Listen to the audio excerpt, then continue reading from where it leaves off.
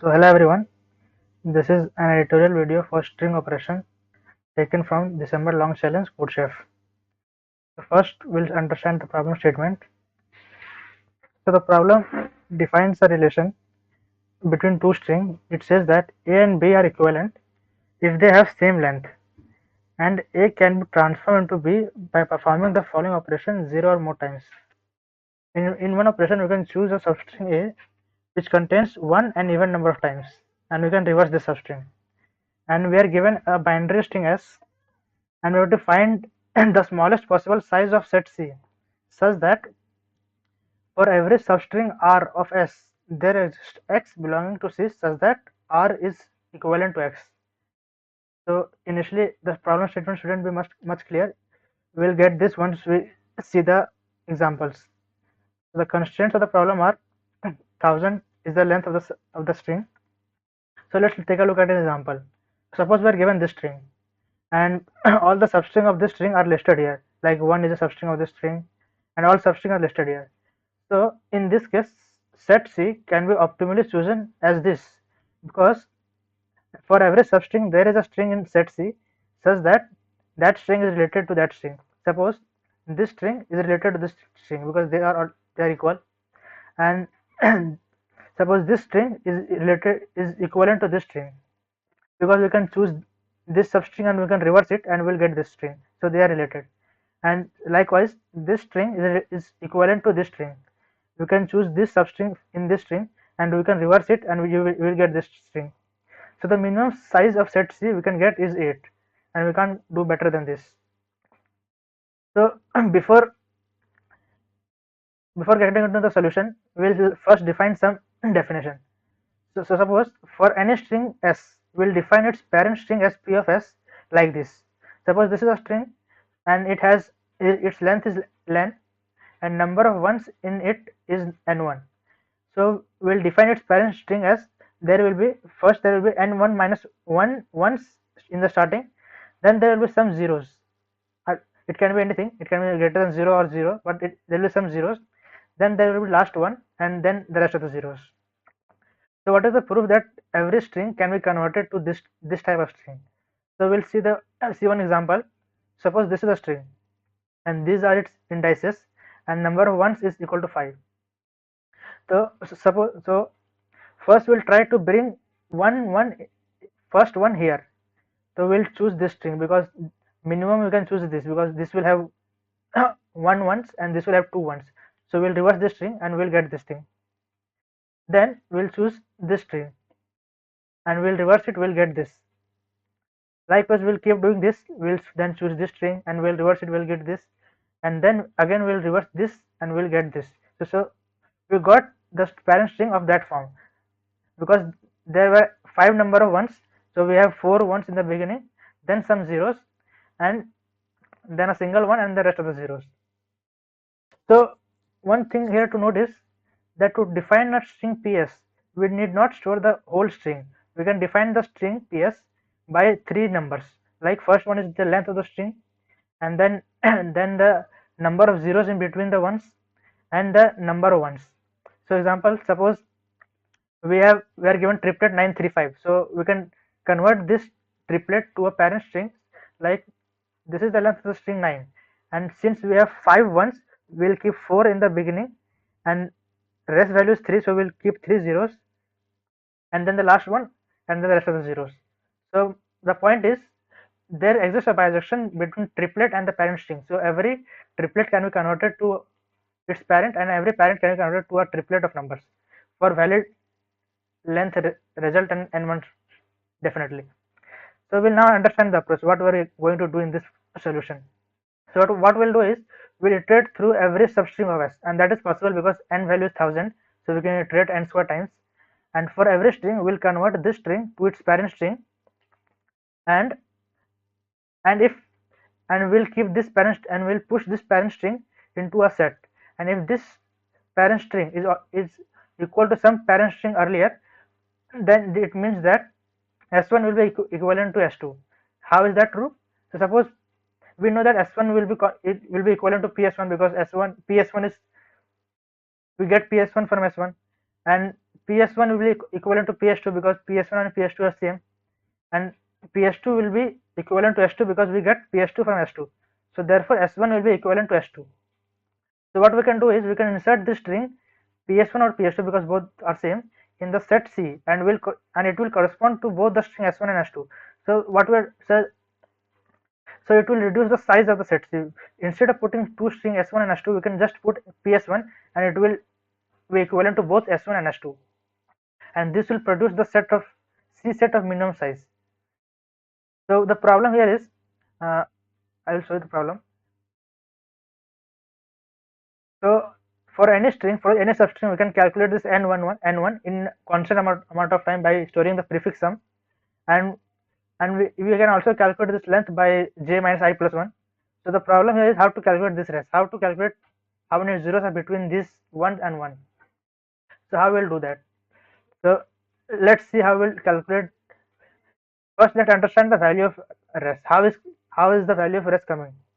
So suppose we are taking this the same string, and we'll track this zero, the zero in the red one.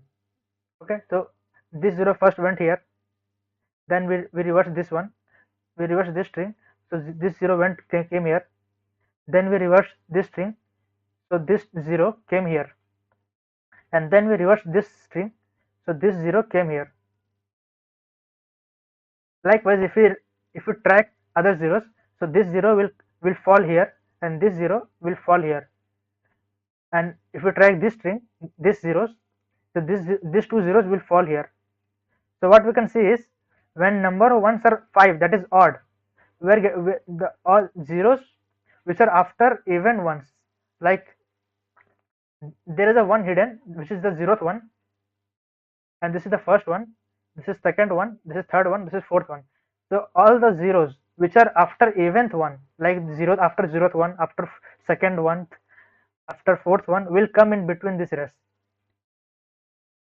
So after 0th one, this is the 0, and after second one there are no zeros, and after fourth one there are 2 zeros. The total number of zeros are 3. So that's why we have 3 zeros here. And if n1 is equal to odd, like if n1 would have been 4, if n1 is even, if n1 would have been 4, then we'll get the opposite. We'll get the zeros in between equal to number of zeros after the odd ones. So I'll give an example. Suppose this has even number of ones. Suppose this one has even number of 1. So first we'll do this. First we'll reverse this string, and we'll get 1 0 1 0.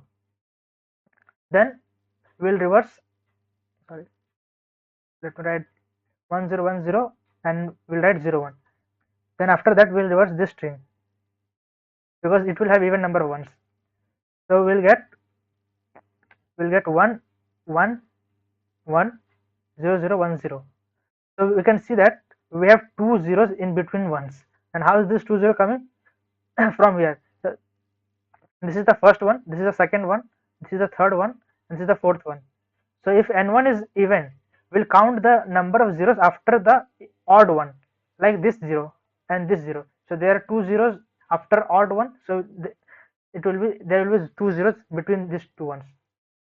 So to clear everything, we can write that if n1 is even, rest equal to sum of zeros after odd ones,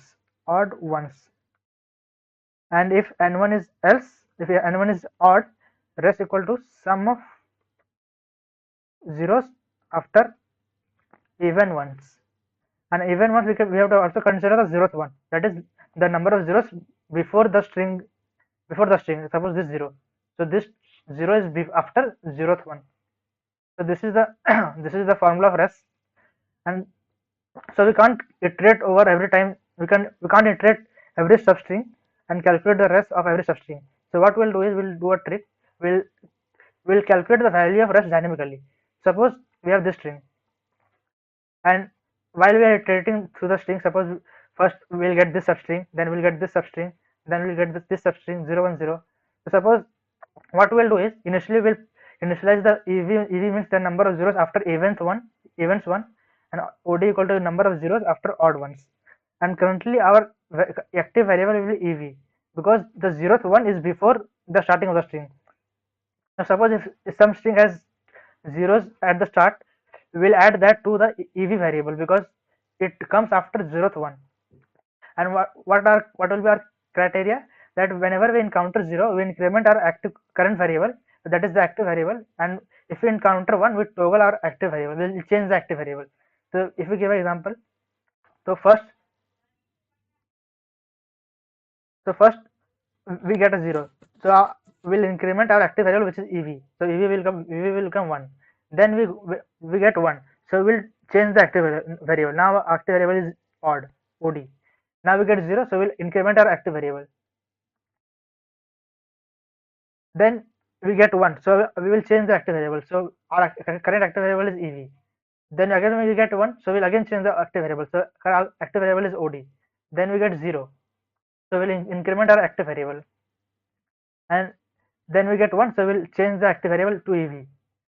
And then we get 0, so we'll increment the active variable EV, and again we'll increment it, and then lastly we'll change it. So at last, this EV equal to 3 and OD equal to 2 means that this string have 3 zeros after event 1, like this 0 and this 0, because this is the first one, this is the second one, this is the third one, this is the fourth one. So there are no zeros after second one, so there are 1 zero after zeroth one and 2 zeros after fourth one. So number of zeros after event 1 is 3, and number of zeros after odd one is 2, that is this one and this one. So this is the approach. So if I show you the code, we are reading test cases, and in each test case we are reading the string, and n is the length of the string, and then we are creating that prefix array, and we are filling that prefix array. And this is the base case, that is if the string has only zeros, and then the answer will be length of the string. Why is that?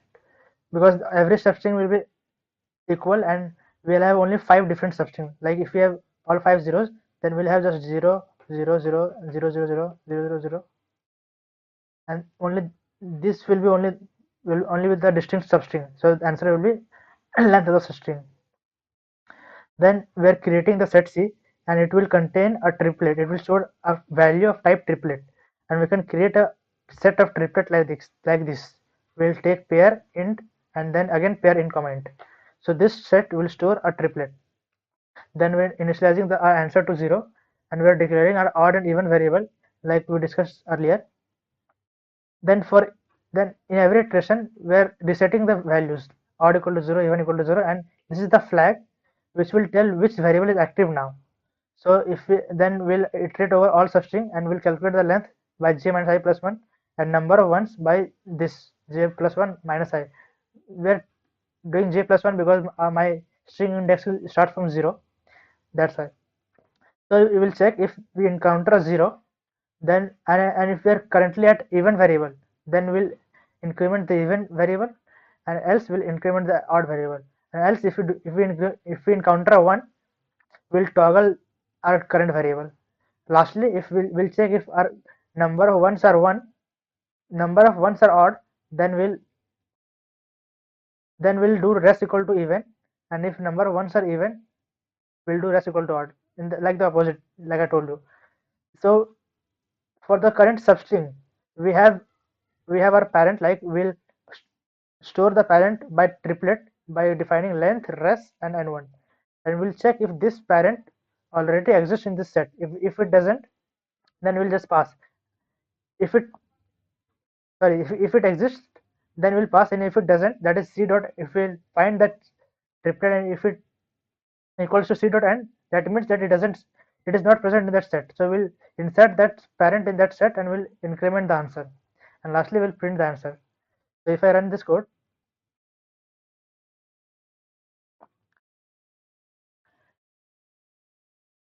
so we'll get 5118, and that's what we want. So this is how you solve this string operation problem from Codechef long challenge. And thank you. and keep coding.